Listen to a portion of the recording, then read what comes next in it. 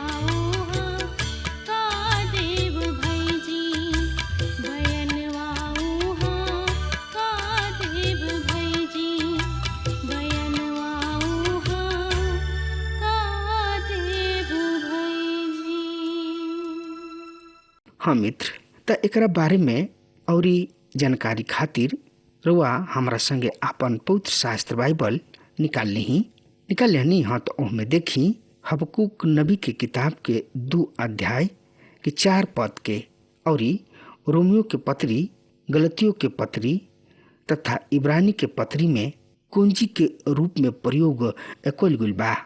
सबसे पहले हमनी के रोमियो के पत्री में देखतानी। रोमियो के पत्री में विश्वास द्वारा उद्धार। रोमियो के पत्री के पहला अध्याय के 16 और 17 पद में प्रेरित पौलुस एहतरी से बतावताने, हम सुसमाचार से लज्जित ना होइना, काहे कि ई प्रत्येक विश्वास हरेक करे वाला के खातिर पहले यहूदी और फिर यूनानी के खातिर उद्धार के निमित्त परमेश्वर के सामर्थ, काहे कि एह में परमेश्वर के धार्मिकता विश्वास से और विश्वास के खातिर प्रकट होला।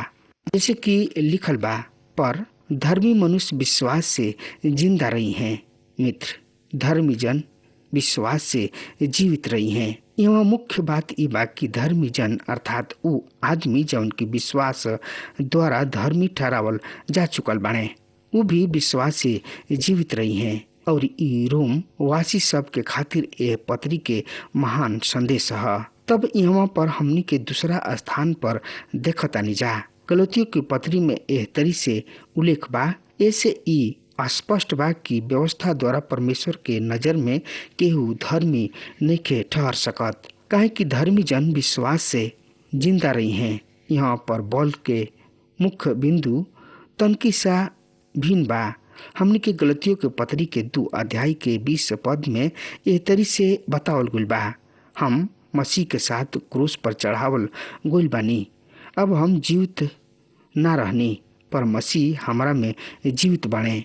और अब हम जौन की शरीर में जिंदा बानी तक केवल उस विश्वास से जीवित बानी जौन की परमेश्वर के पुत्र पर बा, जे हमनी से प्रेम करले और हमनी के खातिर अपना आप के दे दिहले। प्रेरित पौलुस के बल यहाँ ओ जिंदगी पर बा जौन की विश्वास के द्वारा धर्मी ठहरावल गोला के पश्चात शुरू होता है। अब जबकि रोमियो के पत्री में उद्धार प्राप्ति के खातिर विश्वास द्वारा धर्मी ठहरावल गोइला पर बल दिहल गोइल, पर रोमियो के पत्री में न केवल ओह बचावे वाला विश्वास पर बल बा, पर ओह विश्वास पर बल दिहल गोइल बा जौन के द्वारा रुआ आपन जिंदगी बिताइना, अर्थात विश्वास के अनुसार राउर चाल। और तब तीसरा स्थान पर इब्रानी के पत्री में हबक्कूक नबी के किताब के 2 अध्याय के 4 पद में ए तरी उल्लेख कइल गइल बा, अब धर्मी जन विश्वास से जीवित रही हैं, पर यदि कोनो आदमी पीछे हटलन त हमरा मन के प्रसन्नता ना होला। इब्रानी के पत्री 10 अध्याय के 38वां पद, अब यहाँ बल बा जीवित रही है, पर जीवित रही हैं, हमार धर्मी जन विश्वास से जीवित रही हैं। और इब्रानी के पत्री के 11वां अध्याय में हम ओह विश्वासी सब के विषय में पढ़ सकतानी जे विश्वास द्वारा जीवित रही हैं और जिंदगी बिताई हैं। ए तरी यहाँ पर बल बा जिंदा रहला पर। मित्र, हबक्कूक नबी परमेश्वर के विश्वासी जन रहन। उ कहताने, हम पहरा के गुम्मट पर खड़ा होके परमेश्वर के उत्तर के प्रतीक्षा करब। जेकरा किने हमार सवाल जवाब बा, हम उनका पर विश्वास रखतानी। बिना विश्वास कइले परमेश्वर के खुश कइल असंभव बा, और बिना विश्वास के परमेश्वर के उत्तर के प्रतीक्षा कइल भी संभव नहीं खे। काहे कि जे परमेश्वर के पास आवेला ओकरा के विश्वास करे के चाही कि उ हमें अर्थात परमेश्वर उन्हें प्रतिफल देले जौन की ओकरा के बल मेहनत से खोजेलन। इब्रानी के पत्री ओकर 11वां अध्याय 6 पद, और धर्मी जन विश्वास से जीवित रही हैं। आज परमेश्वर रुआ से कहताने कि रुआ उनका सामने अइले और ओकरा किने आवे के एक ही ढंग बा, विश्वास।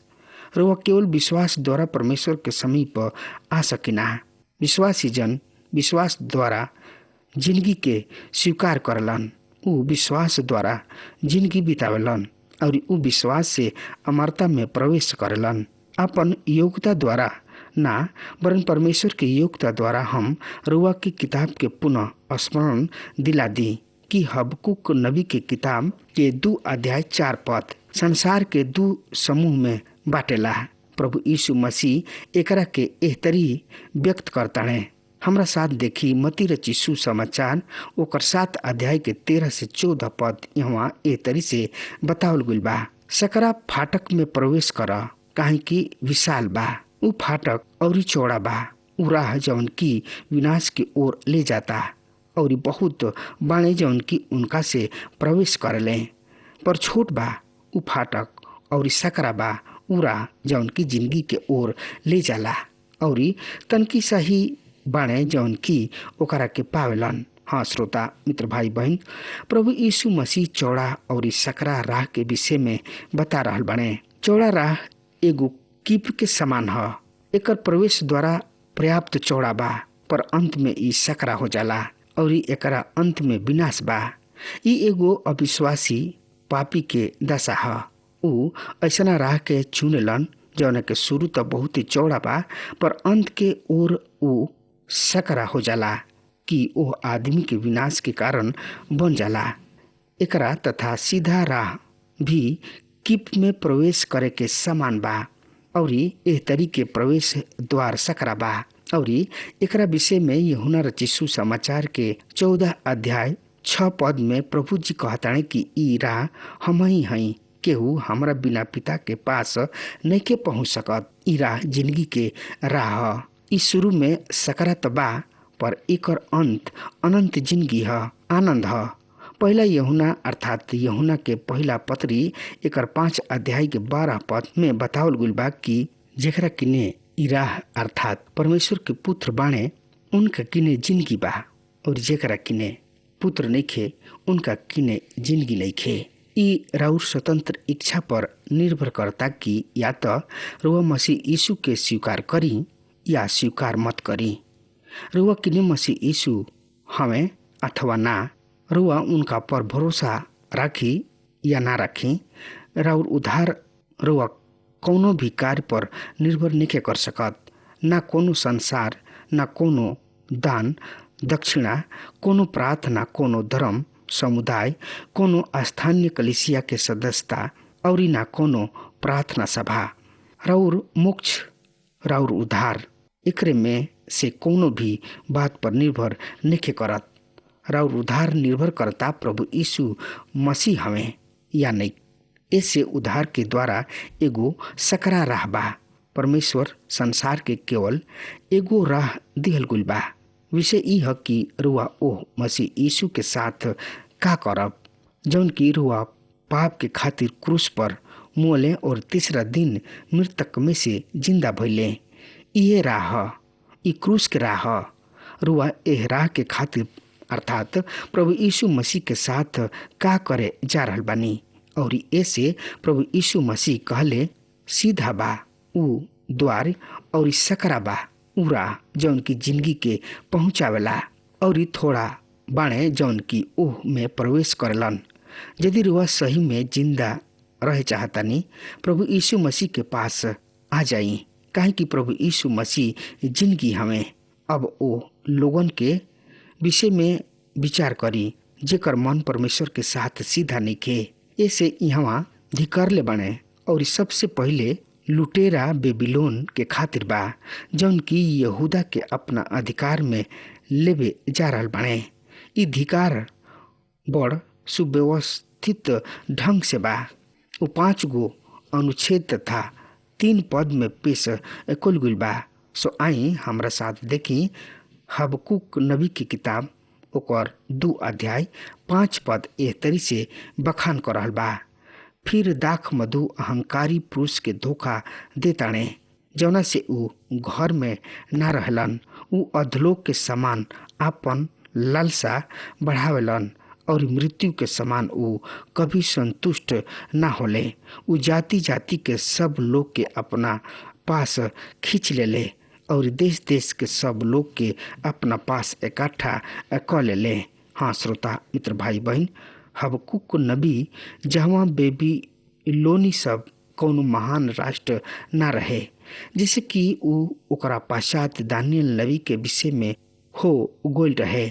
उनका पर पहला आरोप रहे कि ऊ शराबी और घमंडी रहन।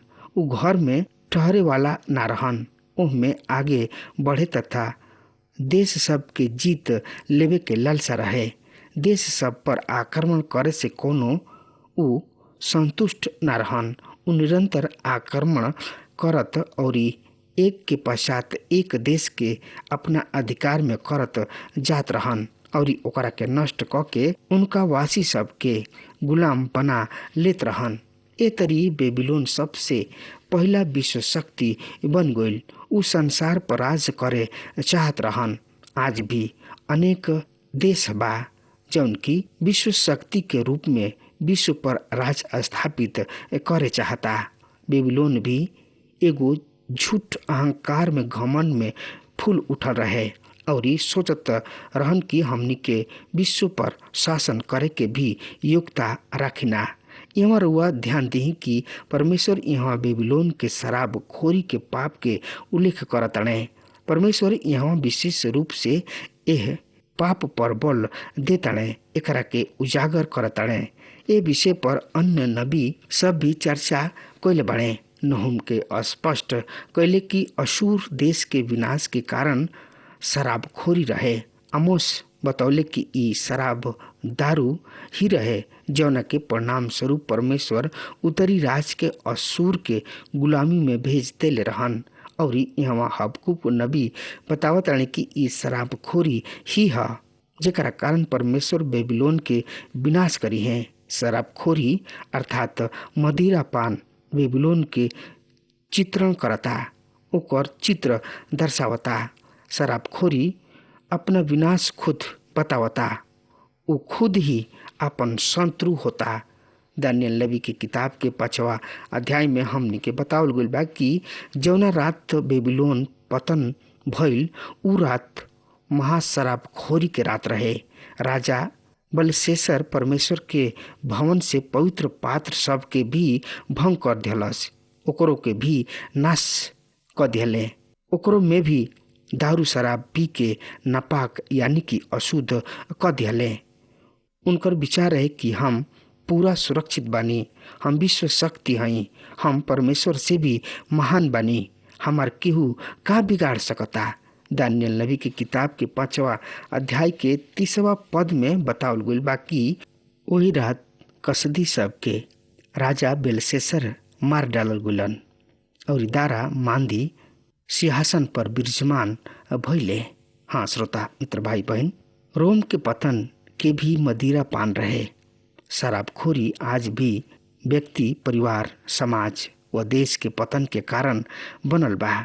शराबखोरी खुद ही अपन शत्रु होला, एकरा के बहरी शत्रु के आवश्यकता नइखे। यहाँ ए छोट किताब हबकुक में परमेश्वर बतावतानी कि मदिरा पान या दारू शराब मनुष्य के घमंडी बनावला और उ नरक अर्थात अधलोक जैसन बन जाला। उ सब कुछ निगल लेवे के चाहला। उ कब्र के समान कबो संतुष्ट न होला। जैसे कि नीति वचन के किताब के 30वां अध्याय के 15 और 16 पद में बतावल गइल बा। यहाँ एह तरी से लिखल गइल बा, जोग के 2 गो बेटी बिया जौन की दे दे दे दे चिचिया ले। 3 गो वस्तु कबो संतुष्ट ना होला, वरन 4 जौन की कभी बस ना कहला। अधलोक, बांझ के कोख, जमीन जौन की जल से कभी ओकर मन ना भरला, और आग जौन की कबो बस ना कहला। अब परमेश्वर हमनी के बेबीलोन पर 5 धिकार सब के विषय में बतावताणे। त आई ये 5 गो धिकार सब के देख ली जा। हबकुक 2 अध्याय के 6 पद ए तरी से बतावता, का ई सब ओकर ठट्ठा ना करी है? का ई ओह पर ताना मार के और उपवास करके ई ना कहिए कि हाय उनका पर जौन की दूसरा के धन से धनी होले और बंधकी के चीज से आपन घर भर लेले। पर कब तक? प्रिय श्रोता मित्र भाई बहन, अपना पैसा से धन संपत्ति खरीदल, उनकर मूल्य चुका के ओकरा के आपन बनावल ई एगो बात ह, पर एकरा के बल पूर्वक हथिया लिहल ई दूसर बात बा। परमेश्वर यहाँ ए राष्ट्र के विरुद्ध धिकार के घोषणा करताड़े जौन की औरी अधिक चाहलन तथा ओकरा के भी हड़प लेवे चाहलन जौन की उनकर ना ह। यहाँ प्रभु परमेश्वर खातिर स्पष्ट शब्द में बतावताड़े कि हाय उनका पर जौन की दूसरा के धन से धनी होले और बंधकी के चीज से आपन घर भर ले। पर आगे प्रभु के वचन कहता कि ऊ ऐसन कब तक करत रही हैं, अर्थात उनका एक कार्य के अंत परमेश्वर ऐसा आदमी के ऐसन राष्ट्र के समान करी हैं। आज अनेक लोग बाणे जौना के प्रगति ऐसे रुक गई काहे कि ओकरा पर अधिकार जमा लिहले जौन की उनकर ना रहे। आज कलीसिया में भी अनेक लोग एक कारण से भी दुखी व पीड़ित बने कि ऊ वस्तु सब पर भी अपन अधिकार जमा लिहले जौन की उनकर ना ह। तब दूसरा अध्याय में हमनी के देखी जा ओकर 7 और 8 पद के यहाँ ए तरी से लिखल गइल बा, का तोहर छतड़ी अचानक उठ खड़ा ना हुई और तोहरा के कपावे वाला जाग ना जी है, नीचे तू उनकर लूट बन जीबा, ऐसे कि तू बहुत जाति के लूट ले बड़ा और ए देश और नगर के सब निवासी सबके हत्या कैले बड़ा और ओकरा ऊपर उपद्रव कैले बड़ा। सब बचल लोग तोहरे के ही लूट ली हैं। हाँ श्रोता मित्र भाई बहन, यहाँ हम फिर वो नियम के देखतानी कि सावधान, परमेश्वर के ठट्ठा में नेखे उड़ावल जा सकत, काहे कि मनुष्य जौन बोला उहे काटेला।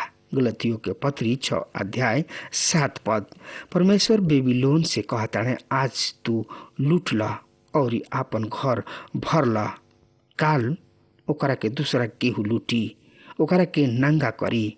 और जब मांदी फारसी राजा अपना सामर्थ्य में ऐलन, उ सही में बेबीलोन के अपना अधिकार में ले लिहले, ओकर सब घमन चूर चूर क दिहले। मांदी सेनापति ग्रोब्रियास के आश्चर्यजनक रूप से बेबीलोन के एक ही रात में अपना अधिकार में क लिहले। और एह तरी से हम देखतानी कि परमेश्वर के वचन यथाशब्द पूरा होखे वाला बा।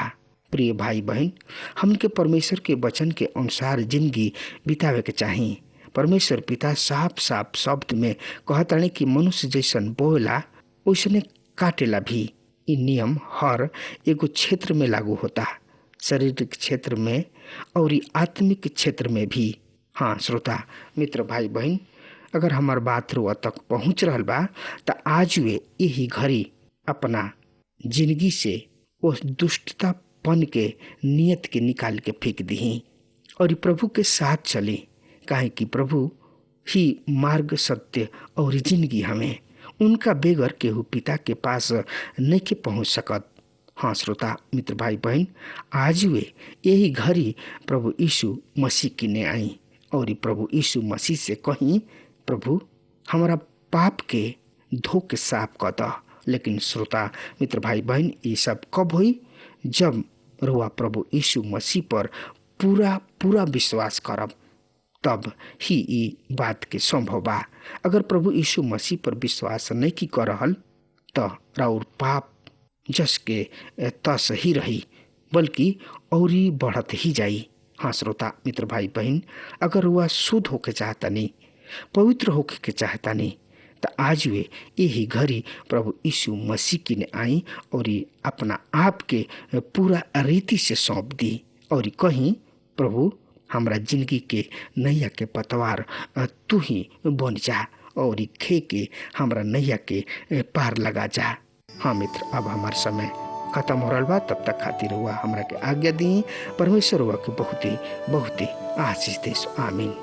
हमके विश्वास बा कि ई कार्यक्रम आप सब खातिर फायदेमंद सिद्ध भइल हुई। अगर आप सबके लगे बाइबल से चाहे आपकी निजी जिंदगी से कोनो सवाल होके चाहे कोनो समस्या खातिर प्रार्थना करावे चाहतनी तो हमारी फोन नंबर पर जरूर संपर्क करें और आज का दिन आप खातिर सुखद